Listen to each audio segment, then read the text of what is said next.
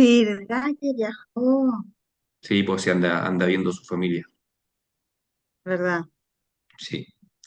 Bien, hermana Evelyn, en la clase de hoy se llama El reino de Dios y la ciudad. Uno, el reino de Dios y la ciudad. Alguien podrá preguntarse, ¿pero qué tiene el reino de Dios con la ciudad? A lo mejor alguien puede decir, yo vivo en el campo, como la hermana Evelyn. Pero ¿por qué Ujú. esta clase está enfocada con la ciudad? Porque la mayor parte de las personas en el mundo hoy en día viven en ciudades. Diferentemente a la primera mitad del siglo XX en Chile, la mayor parte de la población de Chile vivía en zonas rurales, en el campo. Pues después se produjo una migración masiva a las ciudades y hoy en día en todo el mundo, la mayoría de la gente vive en ciudad, ¿ya? Y aunque uno vive en el campo, igual uno está relacionado con la ciudad, igual uno va a la ciudad. No puede omitir no Exacto. ir a la ciudad, ¿ya? Entonces, Ujú. tiene que avanzar también el reino de Dios en las ciudades. ¿Será que Dios está preocupado por las ciudades, por el desarrollo de las ciudades? Vamos a partir con esa pregunta y vamos a ver varios textos bíblicos hoy.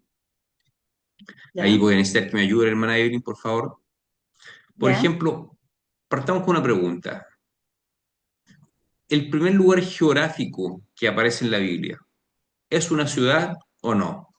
Génesis 1, primer capítulo de Génesis. No es una ¿Dónde viví? ciudad, me imagino. Es un paraíso, o sea, el paraíso debe haber estado, el Edén, debe haber Ujú, sido como, me imagino yo, algo así como un campo o una selva o algo así como libre, claro. sin civilización en el fondo. Yo también me lo imagino así. Así que el primer relato de la Biblia, el primer lugar geográfico, al parecer no es una ciudad. Busquemos Génesis 2:8, por favor, hermana. Busca Génesis 2:8. Nosotros lo Génesis leo. 2:8. Dice así. Y Jehová Dios plantó un huerto en Edén, al oriente, y puso allí al hombre que había formado. Entonces, Un el primer huerto, lugar geográfico que aparece es un huerto, no es una claro. ciudad. Así que el relato bíblico parte con un huerto. El lugar donde vivieron los primeros humanos era una zona de campo, un huerto. ¿Ya? Entonces, Ujú. vamos a partir con eso. La Biblia parte con el relato que ocurre en un huerto, en un campo, una zona rural. Y vamos Exacto. avanzando en el relato bíblico. ¿Quién fue el primero hombre que construyó una ciudad? Si los primeros hombres vivieron en el campo, ¿quién será el primero que fundó una ciudad? Vamos a buscar la respuesta en la Biblia también. Eh, ¿Quiere decir algún nombre? ¿Ya? ¿Se va a jugar por algún nombre o no? Me imaginaba yo como que no, que estaba como en una ciudad, ¿o no? No, no, Enoc fue un poco no. antes que no. Busque por favor Génesis Ah, 4:17. Génesis 4:17.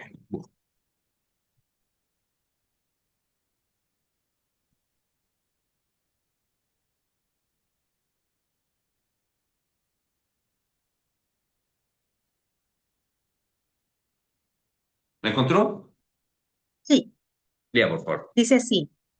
Y conoció Caín a su mujer, la cual concibió y dio a luz a Enoc. Y él edificó una ciudad y llamó el nombre de la ciudad del nombre de su hijo, Enoc. Ah, fue Caín. Bien, olvida, ¿eh? A ver, pero léalo de nuevo, léalo con atención.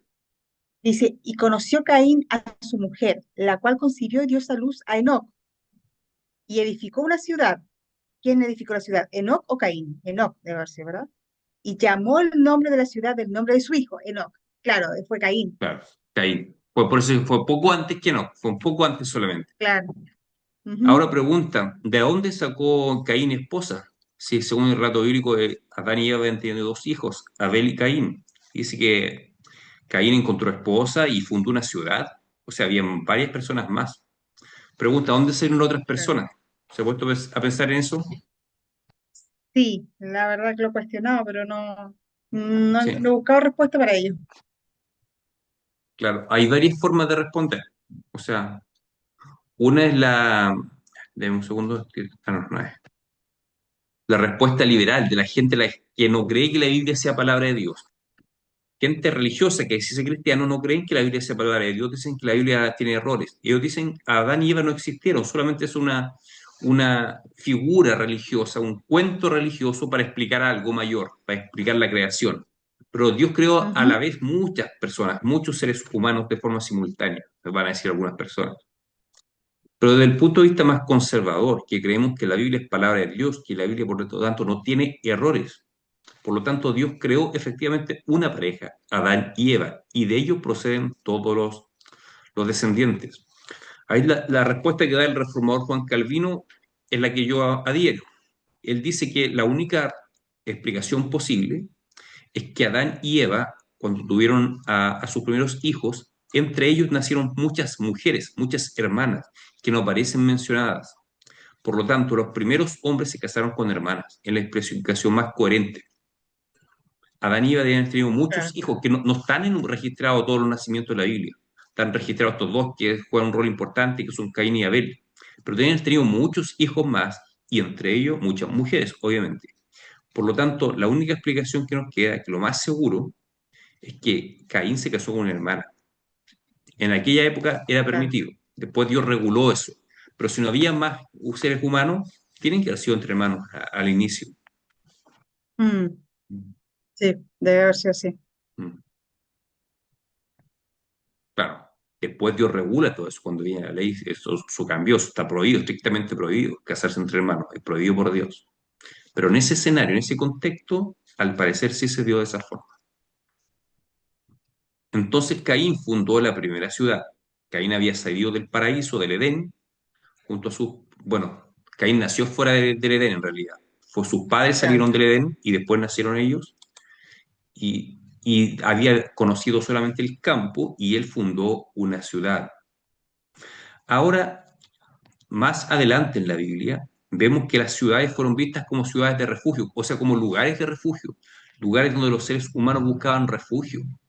Por ejemplo, si busca Isaías 33:20, busca Isaías 33:20, por favor.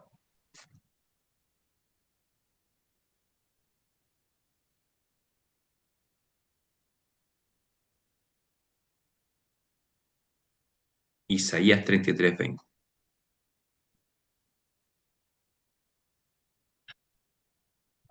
Pero más rápido acá. ¿No?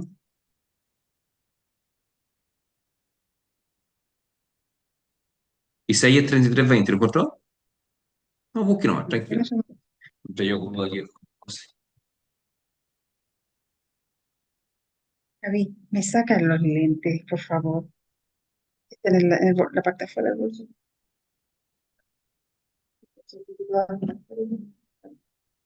Ya, ahora, Isaías Isaías 33, 30, 20, eso.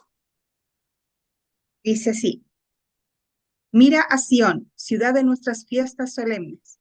Tus ojos verán a Jerusalén, morada de quietud, tienda que no será desarmada, ni serán arrancadas sus estacas, ni ninguna de sus cuerdas será rota. ¿Esa, verdad? Es Isaías 33:20, ¿cierto? Sí. A ver, déjeme buscarlo ahí, pues. 33, 20 dice, mira a Sión, ciudad de nuestras fiestas solemnes, tus ojos verán a Jerusalén, morada de quietud, tienda que no será desarmada, ni serán arrancadas sus estacas, ni ninguna de Claro. sus cuerdas será rota. El texto está describiendo características o atributos de la ciudad de Jerusalén. Será, habla de estabilidad, morada de quietud, tienda que no será desarmada, ni serán arrancadas. Es decir, las ciudades le entregaban cierta estabilidad a las personas, estabilidad que no encontraban en otros lugares. Las utilizaban como ciudades de refugio, como lugares de refugio en el tiempo antiguo. De hecho, se construyeron algunas ciudades, aparecen en el Antiguo Testamento, solamente para refugiar a personas que estaban amenazadas de muerte. Cuando una persona Mm, cometía un delito y escapaba y lo perseguían para matarlo, habían ciudades donde habían lugares refugios para estas personas, que daban refugio. Así que las personas se refugiaban en ciudades. Son lugares seguros, son descritos como lugares seguros en la Biblia. No es que no había maldad, claro que había maldad, pero era más seguro estar en una ciudad, por lo menos en la ciudad probablemente no se lo iba a comer un león, lo iba a atacar un oso, o no había serpiente. Estaba más protegida las Ah, personas en la ciudad. Entonces vemos el desarrollo bíblico, el relato bíblico parte en un huerto, en Edén. Luego Caín construye una ciudad y luego llegó a entenderse la ciudad como lugares de protección. claro. Ahora, como dije, eran lugares que brindaban protección, pero eso no significa que no había maldad en las ciudades. Al igual que hoy, históricamente siempre hubo mucha maldad en las ciudades y por supuesto en el campo también. Si el ser humano está en una condición caída, afectada por el pecado infecta todas las áreas del alma humana, sus pensamientos, sus sentimientos, todo su ser está afectado por el pecado, por lo tanto es esperable que se manifieste la maldad del hombre y se manifiesta también en las ciudades. Vamos a ver un caso Ujú. ahí en el profeta Miqueas. Este es un profeta de la mujer más. Lo voy a buscar yo. Miqueas capítulo 3 del versículo 9 al 11. Vamos a buscarlo. Miqueas 3 del 9 al 11. Se lo Aquí lo voy a estuve leer yo. viendo hace poco sábado. O sea, hace pocos domingos estuvo No, viendo ese ese libro, era Miqueas. Malaquías. Malaquías, ay, no. Malaquías es el que estábamos viendo. Ahora, este es Ya, Miqueas, un libro bien cortito. Miqueas. Tanto Malaquías como Miqueas son llamados profetas menores. En la Biblia se habla de profetas mayores y profetas menores. No es que uno sea más importante que otro, sino que antiguamente, como no existían Biblias, cada libro estaba en un rollo de papel y algunos de pergamino Ujú. y otros más adelante de cuero, los famosos pergaminos. Claro, los pergaminos ya eran de cuero, lo- pero eso es más moderno, más de 100 años antes de Cristo, más o menos empezaron los pergaminos. Antes eran todos de papel. Y cada libro profético era un rollo, y los libros más largos, como el libro del profeta Isaías, Jeremías y Ezequiel, eran rollos grandes, por eso se llamaba profetas mayores. Pero libros cortitos como Miqueas o Malaquías era un rollo más pequeñito, por eso se llamaba profetas menores. Pero de ahí la distinción, no es que uno sea más importante que otro. Y ¿Qué otro? veamos qué dice Miqueas 3 del 9 al 11, que lo tengo, dice: Oíd ahora esto, jefes de la casa de Jacob y capitanes de la casa de Israel, que abomináis el juicio y pervertís todo el derecho, que edificáis a Sión con sangre y a Jerusalén con injusticia. Sus jefes juzgan por cohecho y sus sacerdotes enseñan por precio y sus profetas adivinan por dinero y se apoyan en Jehová diciendo: No está Jehová entre nosotros, no vendrá el mal sobre nosotros. O sea, aquí dice que las ciudades como Sion o Jerusalén fueron edificadas con sangre e injusticia, y en sus jefes juzgan con cohecho, es decir, son corruptos. O sea, está diciendo que en la ciudad de Sion o Jerusalén hay maldad, hay justicia y hay también corrupción. Así que son términos negativos que encontramos, por supuesto, en las ciudades de hoy. ¿Por qué? Porque el ser humano ya está manchado con el pecado desde la caída de Adán, desde la caída de Adán en Edén. Por lo tanto, es normal que en las ciudades, como en este caso es Jerusalén, hay maldad, hay injusticia, hay robo, hay asesinato. Los jueces juzgan con cohecho. Cuando habla en la Biblia de los jueces, se refiere a los jueces, equivalente a los jueces actuales, y dice que actúan con Ujú. cohecho, es decir, los jueces de la época se corrompían, eran corruptos. ¿Pasa hoy en día? Claro que pasa, lo vemos todos los Eh, días. Entonces, esa maldad que se ve en las ciudades se ha visto siempre, desde las primeras ciudades, y va a existir siempre, porque las ciudades están manchadas con el pecado. Ahora, aquí viene lo interesante: cómo Dios quiere afectar, cómo quiere Dios extender su reino, incluso en medio de esas ciudades corrompidas. O sea, la evidencia más grande de la maldad que se ve en las ciudades, hay dos ciudades famosas en el libro de Génesis que fueron destruidas por Dios, que son Sodoma y Gomorra. Había mucha maldad en esas ciudades. Generalmente cuando le pregunta uno a la gente por qué Dios destruyó esas ciudades, la gente menciona particularmente un pecado de homosexualidad. Y sí, es cierto, había mucha homosexualidad en esas ciudades, pero no era el único pecado, estaban infectadas de pecado. Así como también las ciudades de hoy en día están infectadas por el pecado. Y eso Dios lo aborrece. Por eso destruyó esas mm. dos ciudades. Ahora, si Dios operase de esa misma forma hoy en día, probablemente tendría que destruir todas las ciudades. Oh, Pero ¿por qué Dios no lo hace? Porque Dios quiere obrar en medio de las ciudades. Quiere que su evangelio, que el reino de Dios avance incluso en las ciudades. De hecho, el Señor Jesucristo compara a su propia iglesia con una ciudad. Ese texto búsquelo, por favor. Mateo capítulo 5, Mateo capítulo 5, del 14 al 16.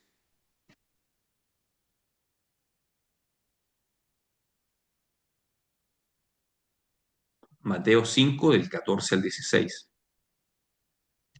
dice así, vosotros sois la luz del mundo. Una Ujú. ciudad asentada sobre un monte no no se puede esconder, ni se enciende, ¿es solamente el 14? Sí, hasta el 16, Ah, perdón.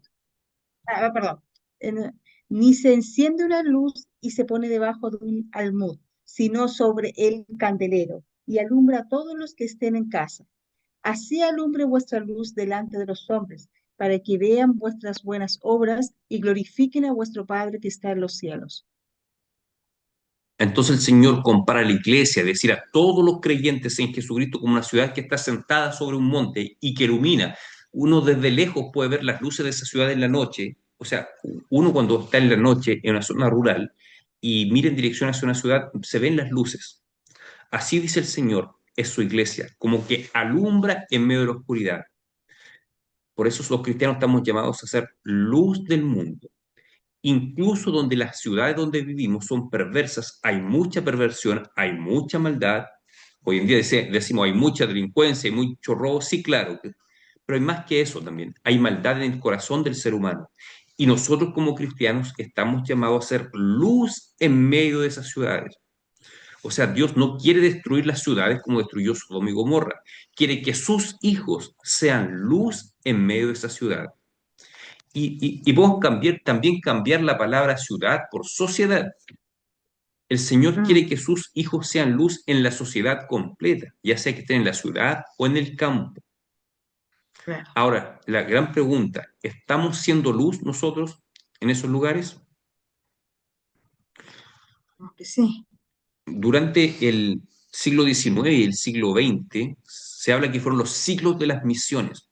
Particularmente desde Estados Unidos salieron misioneros a todo el mundo, a África, Asia, y a Sudamérica también, por toda Latinoamérica. O sea, nuestra iglesia fue fundada por misioneros norteamericanos a fines del siglo XIX, porque ellos veían que su país, que su nación, era cristiana, y por lo tanto había que llevar el evangelio a los sectores del mundo que no eran cristianizados, ¿ya? Como el caso nuestro.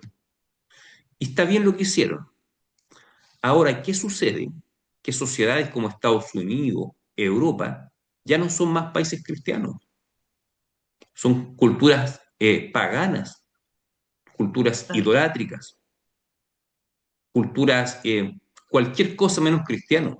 Los valores cristianos con los cuales fueron fundadas esas naciones están por el suelo. Ya no son más países cristianos. Por lo tanto, sería ilógico que ellos sigan mandando misioneros al mundo si necesitan reevangelizar su propia nación. Así también Mm, nosotros necesitamos reevangelizar Chile. En algún momento se dijo que Chile era un país de tradición cristiana, pero ya no lo es, ya no lo es. La mayoría de los chilenos no tienen ningún no, credo cristiano, creen cualquier cosa en el esoterismo, en las religiones orientales, en las culturas indígenas, buscan mm, religiones indígenas, adoran la tierra, cualquier cosa, menos al Dios de la Biblia. De hecho, la mayoría de la gente tiene una mala opinión del cristianismo. Nuestro país ya no es un país cristiano, por lo tanto tenemos que reevangelizar nuestro país. Y ahí estamos los cristianos llamados a ser luz en medio de esta ciudad, en medio de esta sociedad. Tenemos que hablar de Cristo y tenemos que ir en contra de los valores que se levantan contra la palabra de Dios. Por ejemplo, bueno, en Chile hace algunos años se aprobó la ley de matrimonio igualitario. Eso es contrario a las ujú, escrituras, eso es contrario a la palabra de Dios. Por lo tanto, exacto. nosotros como somos luz, Tenemos que decir claramente, yo me opongo a eso porque es contrario a los principios de la palabra de Dios.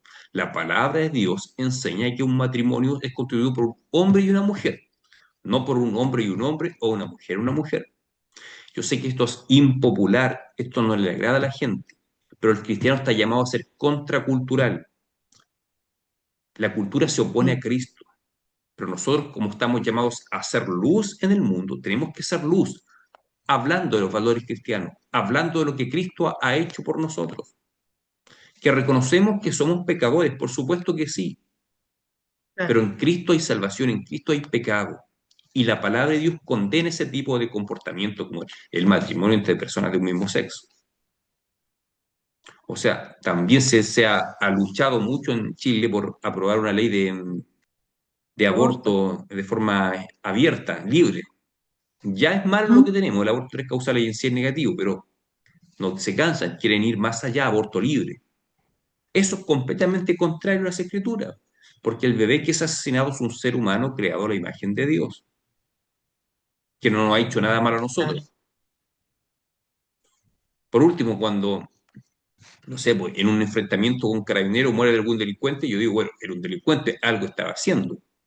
Pero el bebé que va a nacer no nos ha hecho Pues, nada a nosotros. Estamos matando a una persona no. inocente. Por lo tanto, es completamente contrario a las escrituras. Por lo tanto, si los cristianos vamos a hacer luz en este mundo, tenemos que hablar de estos temas. Decir eso es pecado, eso se opone a la voluntad de Dios, a pesar de que sea impopular. Y probablemente nos van a criticar, ridiculizar, Sí, harto. discriminar. Pero recuerden unas clases que vimos cuando hablamos de lo que significa ser discípulo de Cristo. Significa estar dispuesto a negarnos a nosotros mismos, a nuestro nombre personal, a nuestro estatus personal, incluso si es necesario entregar nuestra vida por Cristo. ¿Será que si no somos capaces de decir el aborto o me opongo al matrimonio homosexual, si no soy capaz de decir eso, ¿será capaz que en algún contexto de persecución esté dispuesto a dar mi vida por Cristo? Es difícil. Por lo tanto, tenemos que ser valientes y ser luz del mundo en todos los temas que se levantan contra el conocimiento de Dios. Entonces, avanzamos. Hay una promesa hecha por Dios a Abraham y a sus descendientes que es una ciudad. Bueno, cuando hizo algunas clases Cristian les tocaba hablar del tema del pacto, imagino que, no sé si habrá hablado de este tema. Sí. Los cristianos somos hijos de Abraham en el sentido espiritual, no es que somos hijos descendientes genéticamente de Abraham, pero hay una Ujú. promesa hecha a Abraham en el libro de Génesis, donde Dios le dice en el Génesis capítulo 17, tú y tus descendientes serán bendecidos, yo seré su Dios y ustedes serán mi pueblo, en ti serán benditas todas las naciones de la tierra, le dice. Ya, pero esa promesa de que en ti serán benditas todas las naciones de la tierra se cumple en Jesucristo, porque todo creyente en Jesucristo recibe la bendición de Dios, la bendición prometida a Abraham, pero no porque seamos descendientes físicos de Abraham, sino que solamente por medio de la fe en Jesucristo, en un sentido espiritual, pasamos a ser hijos de Abraham. Eso lo explica el apóstol Pablo en Gálatas capítulo 3. Dice, por medio de la fe en Jesucristo, habéis llegado a ser hijos de Abraham. Así que las promesas hechas a Abraham son promesas para los creyentes en Jesucristo, es decir, para la iglesia del Señor.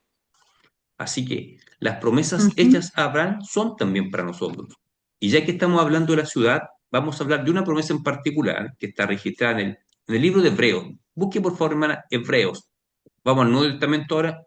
Hebreos capítulo 11.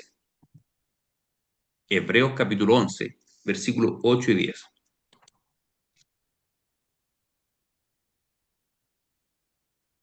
Hebreos 11, del 8 al 10.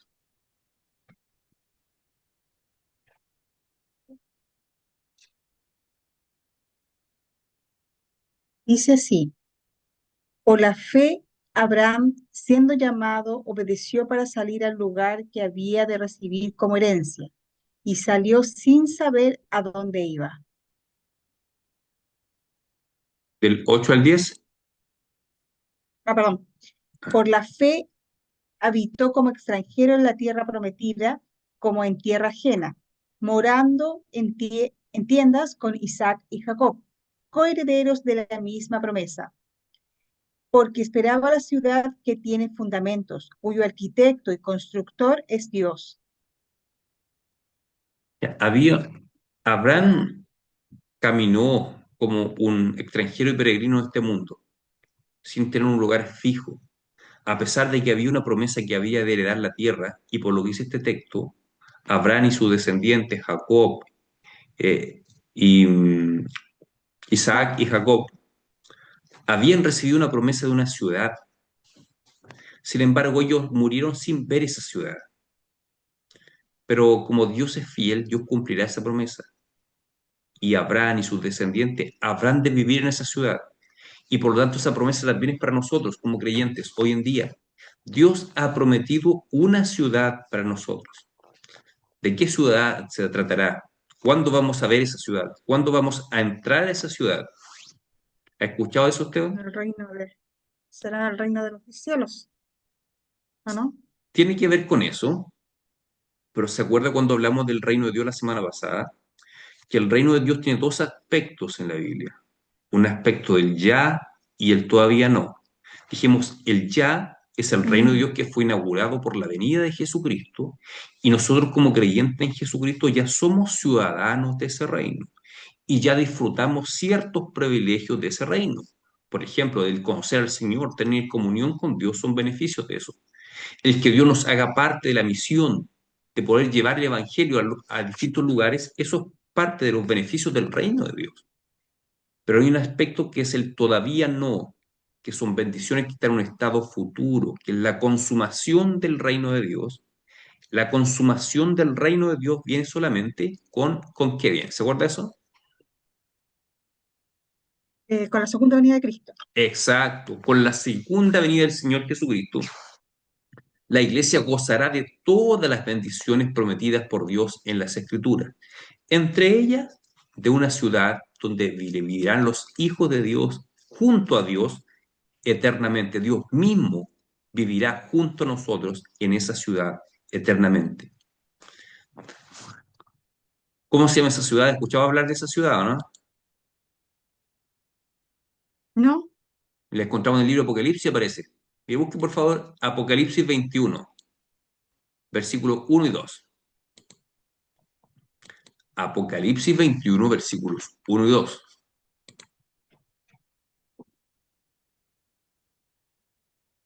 Dice así, vi un cielo nuevo y una tierra nueva, porque el primer cielo y la primera tierra pasaron, y el mar ya no existía más. Y yo, Juan, vi la santa ciudad, la nueva Jerusalén, descender del cielo de Dios, dispuesta como una esposa ataviada para su marido. ¿Nueva Jerusalén se llama? Claro, la Nueva Jerusalén es una ciudad celestial que Dios ha preparado para vivir Él con todos sus hijos eternamente.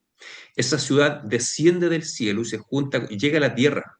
La tierra entera será renovada, y esa ciudad y la tierra completamente renovada será nuestro hogar.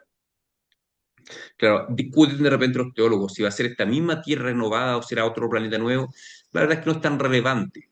Lo que es relevante No. es que Dios promete cielos nuevos y tierra nueva, y esa ciudad llamada Nueva Jerusalén, que es una ciudad gloriosa donde vivirán los hijos de Dios eternamente. Y eso aparece al final del Apocalipsis, es decir, al final de la Biblia, desciende esa Nueva Jerusalén, esa ciudad. Recuerda, dijimos que el relato de la Biblia parte con un lugar de campo, con un paraíso, el Edén, que era un campo, un huerto. Ujú, Pero la Biblia sí, termina con una ciudad. Por lo tanto, era el propósito de Dios que el ser humano creciese, se desarrollase y evolucionó. construyese ciudades. ¿Por qué? Porque la Biblia parte con un lugar, un huerto, y termina con una ciudad. Por lo tanto, no es algo malo que el ser humano haya construido ciudades. Estaba en el plan de Dios que el ser humano construyese ciudades y vive en ciudades. Tanto así que la Biblia se cierra con una ciudad. Así que la Ciudad. idea de Mm. ciudad es una idea de Dios, y nosotros estamos inmersos en ciudades, y aunque vivamos en sectores rurales, como el caso suyo, uno igual está conectado con las ciudades. ¿Ya? Claro. Ahora, ¿cuál tiene que ser nuestra actitud respecto a la ciudad donde uno vive o el lugar donde uno vive, sea cual sea el lugar? ¿Será que somos responsables de cierta forma por nuestras ciudades? ¿Cómo tiene que ser el cristiano como ciudadano? Ahí vamos a leer el último texto bíblico, hermana Evelyn, que ¿Ya? nos va a dar esta respuesta. Lo voy a buscar ¿Ya? yo, en Jeremías 29, versículo 4 al 7, lo voy a buscar yo. Jeremías 29, del 4 al 7.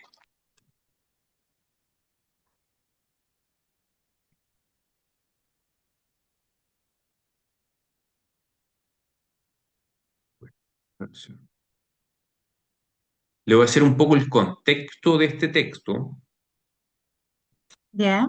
Sucede que en el año 585 Cristo, la nación de Judá fue destruida y llevada cautiva a Babilonia.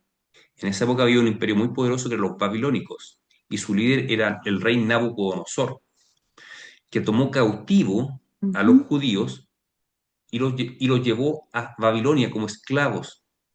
Pero Dios ya había dicho antes, a través del profeta Jeremías, que su pueblo estaría cautivo 70 años en Babilonia. Pero ellos lo que querían era salir ya de Babilonia y dejar de ser esclavos. Ellos esperaban que Dios los iba a liberar rápidamente. Pero no, Dios tenía un propósito con eso, con esa cautividad. Y Dios le pide al profeta Jeremías, porque Jeremías no fue llevado cautivo, que le mande una carta a los desterrados, a los judíos que están desterrados en Babilonia, que querían puros morirse o ser liberados de esa esclavitud en Babilonia. Pero miren lo que les dice el Señor en esta carta que le escribe Jeremías, que el texto que les dije recién, Jeremías 29, del 4 al 7. Así ha dicho el Señor de los ejércitos y Dios de Israel a todos los cautivos que permití que fueran llevados de Jerusalén a Babilonia: construyan casas y habítenlas, planten huertos y coman de sus frutos, cásense y tengan hijos e hijas, de mujeres a sus hijos y maridos a sus hijas, para que tengan hijos e hijas y multiplíquense allá. No se reduzcan en número, procuren la paz de la ciudad a la que les permití que fueran llevados. Rueguen al Señor por ella, porque si ella tiene paz, también ustedes tendrán paz. Entonces, no les dice, rebélense contra esa ciudad que los No. llevó cautivos. No, le dicen, establezcanse, cásense, tengan hijos, que sus hijas se casen y también tengan hijos, planten árboles, produzcan frutos, rueguen por la ciudad, por esa ciudad, rueguen para que Dios bendiga esa ciudad, porque si esa ciudad tiene paz, ustedes también tendrán paz. Entonces, el llamado de Dios a su pueblo es que se preocupe por el bienestar de esa ciudad y que rueguen a Dios por el bien de esa ciudad. Es decir, el cristiano tiene que ser un buen ciudadano en su Claro. país. Un ciudadano tiene que respetar las leyes de su país, tiene que cuidar el país, no tiene que botar basura por el basurero, en la calle. Eso está mal. Un cristiano tiene que dar un ejemplo, ser luz también en eso, poner la basura donde corresponde, en el basurero. Debiéramos Claro. también cruzar siempre en la esquina de las calles, no a mitad de cuadra, que es peligroso. Un buen cristiano debiera ser Exacto. así. Por lo tanto, un buen cristiano tiene que ser un buen ciudadano.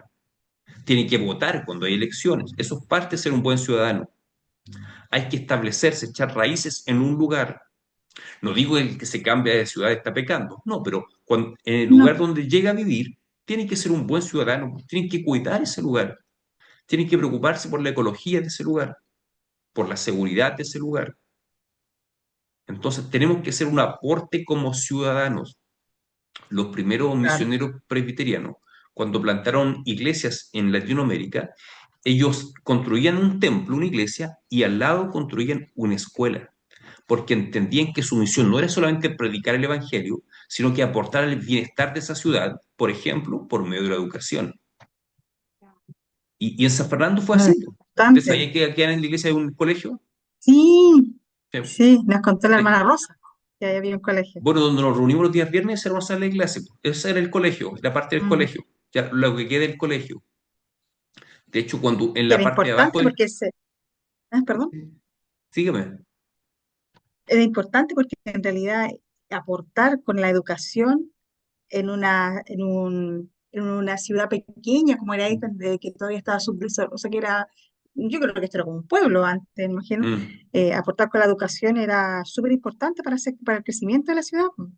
claro, y era un colegio particular, se llamaba Colegio Inglés, y se destacaba por su enseñanza del inglés, porque los misioneros eran gringos, entonces tenían los medios para enseñar Claro. inglés, se destacaba por eso. De hecho, hay muchos profesionales de esta ciudad, ya son mayores, que estudiaron acá, porque la escuela se cerró en el año 65, o sea, hace rato, Mm, por falta de recursos, porque estaba financiada por los norteamericanos, pero como la Iglesia de Chile se independizó de Estados Unidos, se fueron y dejaron de enviar recursos.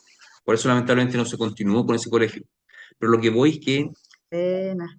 esa gente tenía claro que también tenían que hacer un aporte a la sociedad, en este caso por medio de la educación. ¿Y qué mejor forma de que aportar a una sociedad que por medio de la educación, tener buenos colegios? Claro, uno Claro. sueña con tener ese colegio nuevamente, pero es un sueño, o sea, es difícil. Pero también uno puede aportar de otra forma, de otra forma. Yo, yo Siendo buen sueño, trabajador también. ¿cómo? Siendo buen Siendo trabajador, por supuesto que sí, trabajador ejemplares. Mm, por supuesto que sí.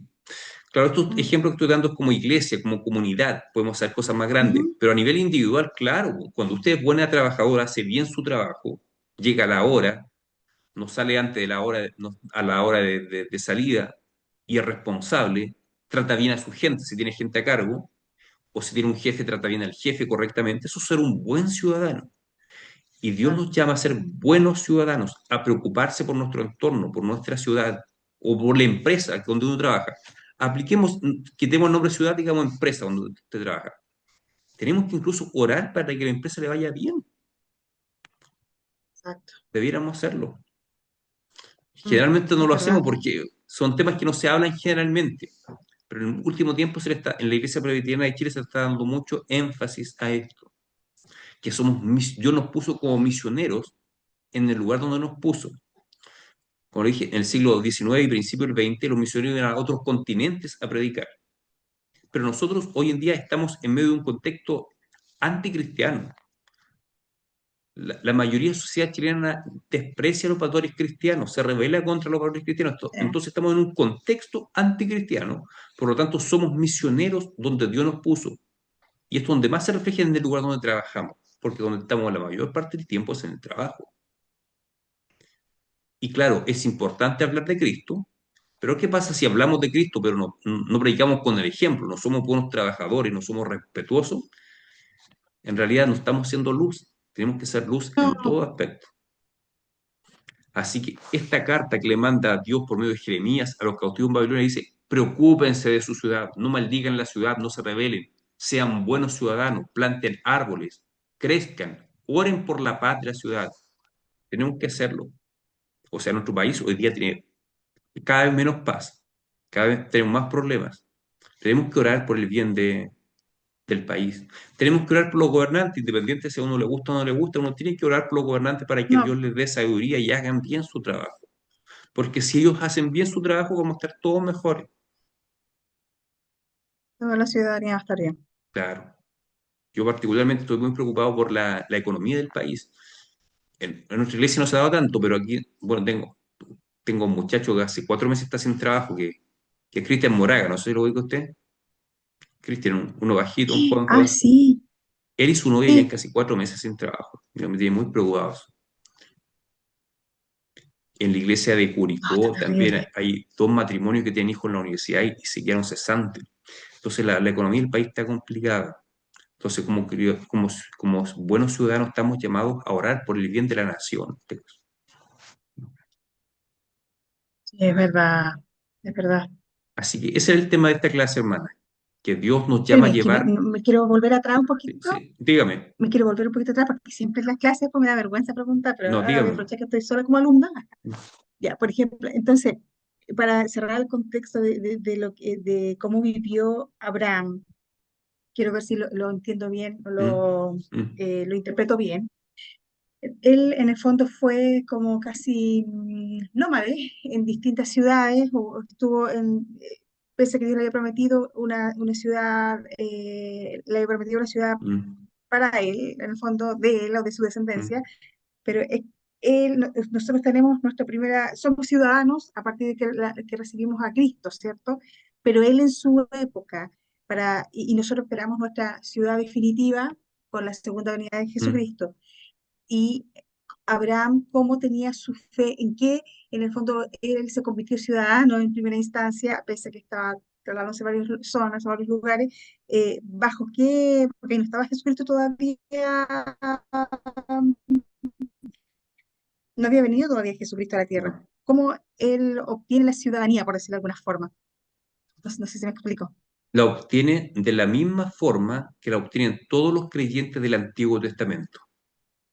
Por la misma pregunta que puede ser para Abraham, para Moisés, para ¿Mm? David, para Salomón, todos esos personajes que vivieron en el Antiguo Testamento antes que viniese Jesucristo. ¿Cómo ellos acceden a esa ciudadanía? Muy buena pregunta. Acceden de la misma forma como accedemos nosotros hoy en día. ¿Cómo usted accedió a esa ciudadanía? Te pregunto. Por la fe en Jesucristo, o sea, en el fondo creyendo que el Exacto, Señor es mi Salvador. correcto. Por la fe en Jesús. Muy buena, esa es la respuesta. Nosotros todos accedemos a esa ciudadanía del reino de Dios por medio de la fe en Jesucristo. Los cristianos, los creyentes, digamos creyentes, no digamos cristianos, los creyentes del Antiguo Mm. Testamento también accedieron a esa ciudadanía por medio de la fe en Jesucristo. Dicho de otra forma, ellos pusieron la fe en el Mesías prometido que habría de venir. Cuando Adán y Eva Perfecto. caen, claro, ahí en la caída de Abraham, de Adán, en Génesis 3 hay una promesa de redención. Génesis 3:15 dice, Dios le habla a la serpiente y le dice, maldita serás entre todas las bestias, pondré enemistad entre tu simiente y la simiente de la mujer. Dice, la simiente habla en singular, lo explica Pablo en Gálatas. Esa simiente de la mujer es Jesucristo.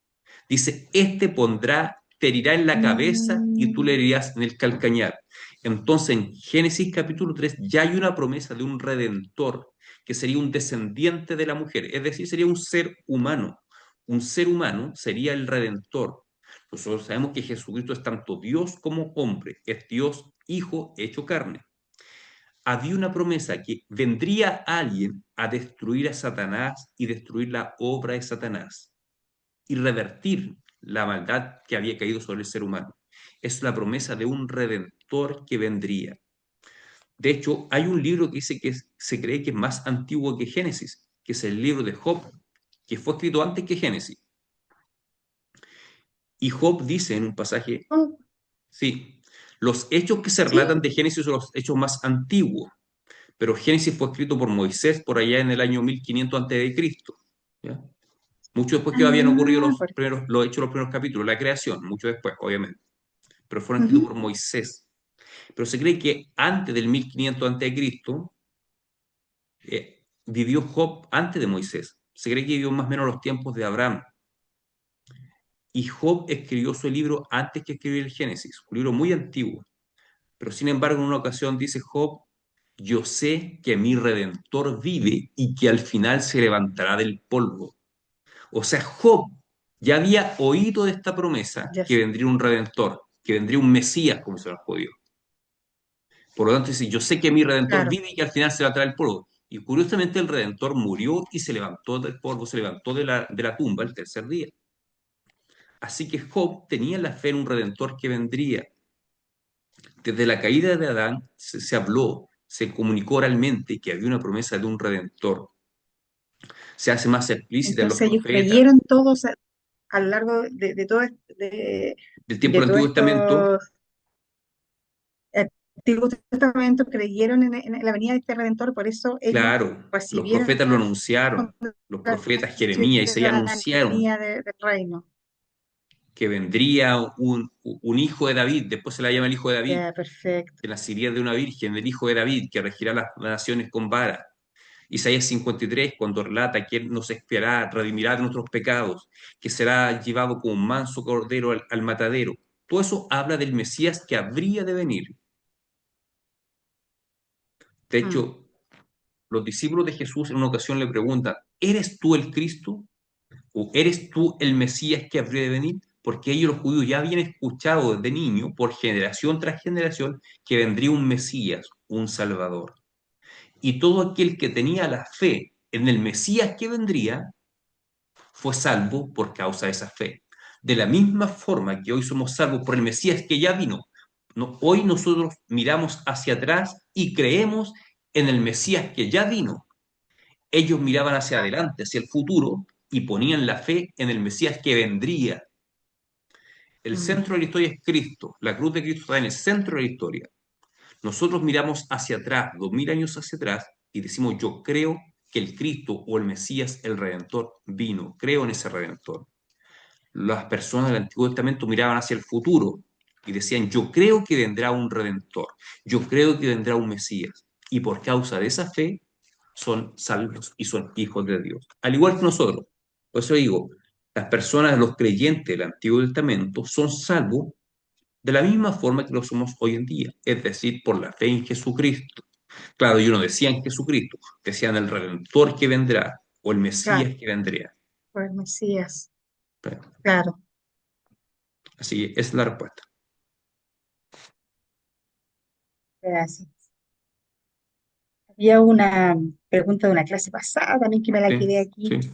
cuando hablábamos, pero se lo voy a aprovechar de preguntar, cuando hablábamos de que el Señor nos había escogido desde Mm. antes, que estaban los elegidos, estaban los elegidos y en el fondo Dios cumplió su propósito hasta que de alguna forma comenzábamos a cumplir su propósito en el fondo. Él trabajaba en nosotros hasta que cumplíamos su propósito. Ujú. Y yo quería asociar eso, o sea, me quedó dando la vuelta, no sé en qué parte exactamente, pero sé que hay una parte en la Biblia que dice, y serán salvos tú y hasta tu cuarta generación, me parece que dice. Yo sé el ¿Eso no caso está? que aparece en Hechos del carcelero que se convierte y le dice, Pablo, serán salvos tú y tu casa. Tú y tu cuarta generación No, no me suena. ¿Eh? no me no Sé me que hay suena. Ah, maldiciones ya, hasta ya, la cuarta generación, pero salvos hasta la cuarta generación, déjeme ver si encuentro algo aquí en internet. porque parece, a lo mejor lo oía mucho entre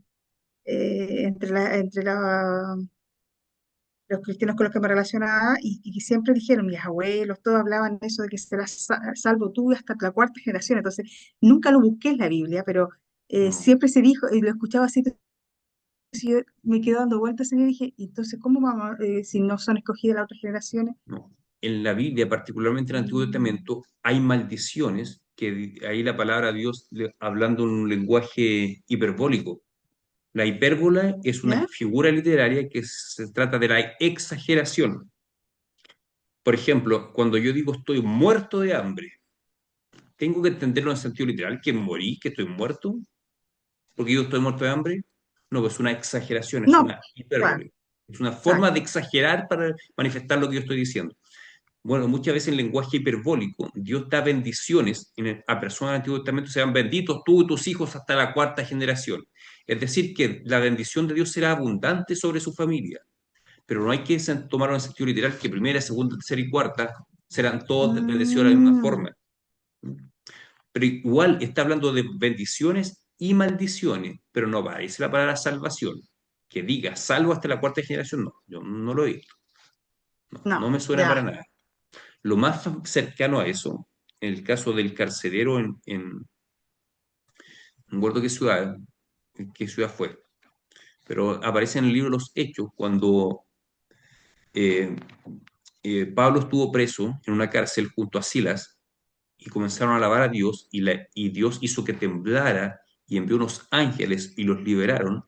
Y cuando el carcelero vio que se le escapaban los presos, quiso matarse. Y Pablo dice, no te mates.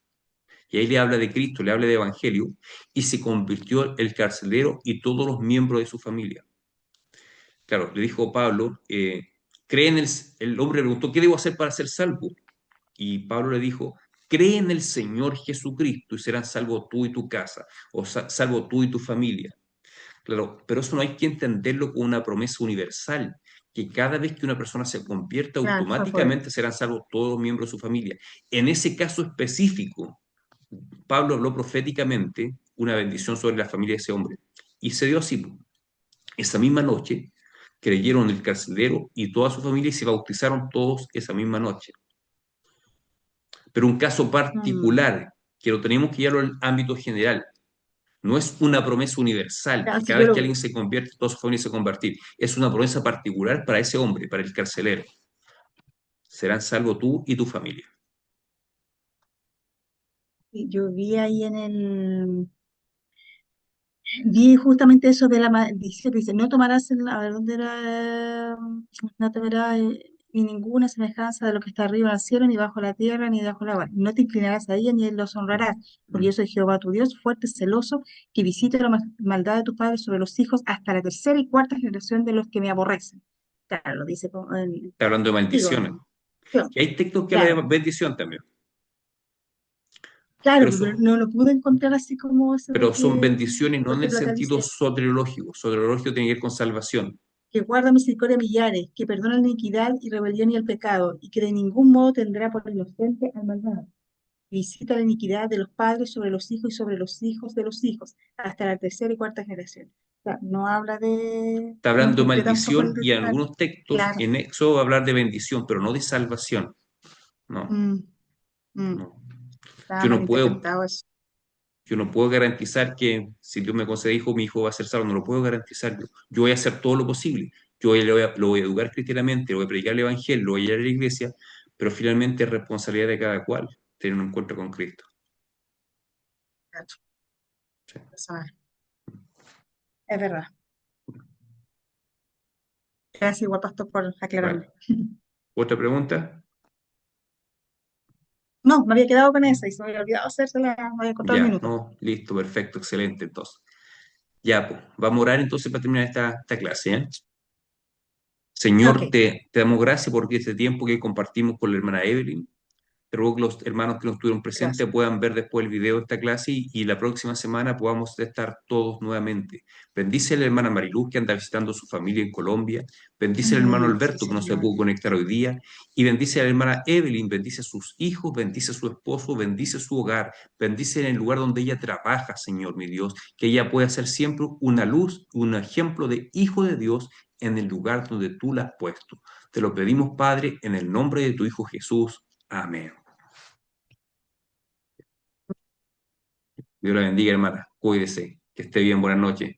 Amén. Que Saludos a su descanse, esposo. pastor. Nos Vale. vemos. Chao. En su nombre. Vale, Chao. listo. Chao.